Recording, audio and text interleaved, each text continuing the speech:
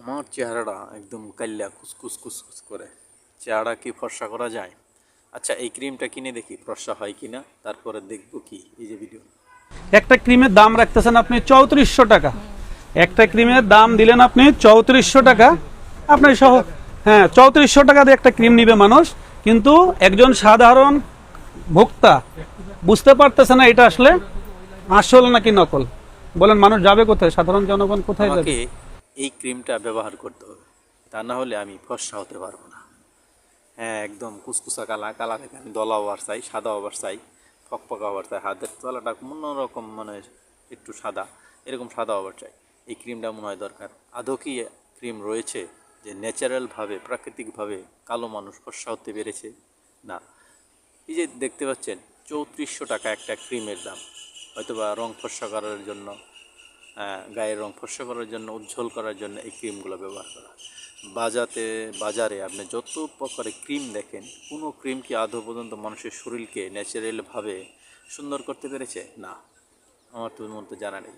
অনেকেই দেখা যায় নাইট ক্রিম ব্যবহার করে ফর্সা হয়ে যাচ্ছে, 500-600 টাকার ক্রিম ব্যবহার করে এরকম মুখে লাগাচ্ছে, একদম চামড়া পুরে ধবধবা সাদা হয়ে গেছে। এতে কি হচ্ছে? সাইড এফেক্ট হচ্ছে। এটা কিন্তু অনেক পুরনো, বাংলাদেশে অনেক দিন যাবত এটা ঘটছে, প্রতিনিয়ত ঘটছে। এরিয়া সাম্প্রতিক সময় ভোক্তা অধিকারের স্যাররা এটা ধরছে। দেখলো যে একটা ক্রিমের দাম কীভাবে 3400 টাকা হয়, তার কোনো কী কী উপাদান রয়েছে সে কি জানে?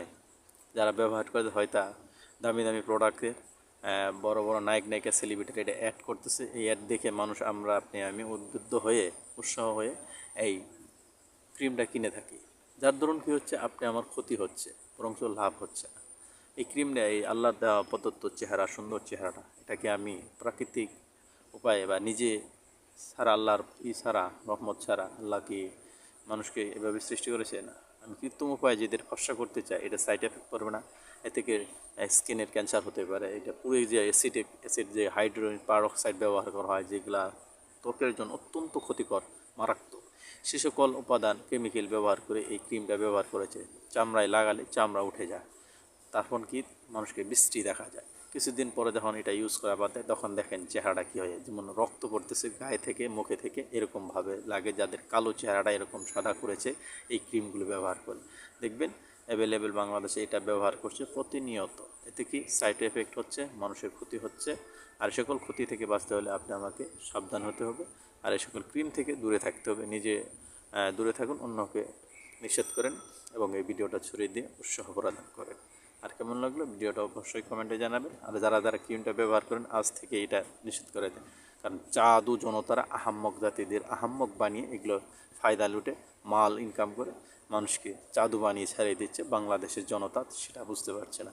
বিদেশিদের একটা চায়না প্রোডাক্ট বা অন্য দেশের প্রোডাক্টগুলো ইউজ করে মানুষ আজকে সাদা হচ্ছে, কিন্তু সাদার যে পরিণতি পরে কী হবে এটা ভয়াবহতা কেউ জানে না।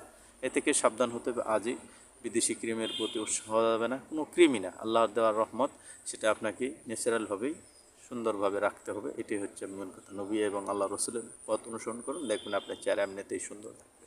আর এই সকল ক্রিমকে বর্জন করুন, সকলেই বর্জন করুন। ভালো থাকবেন, ভিডিওটা শেয়ার করুন।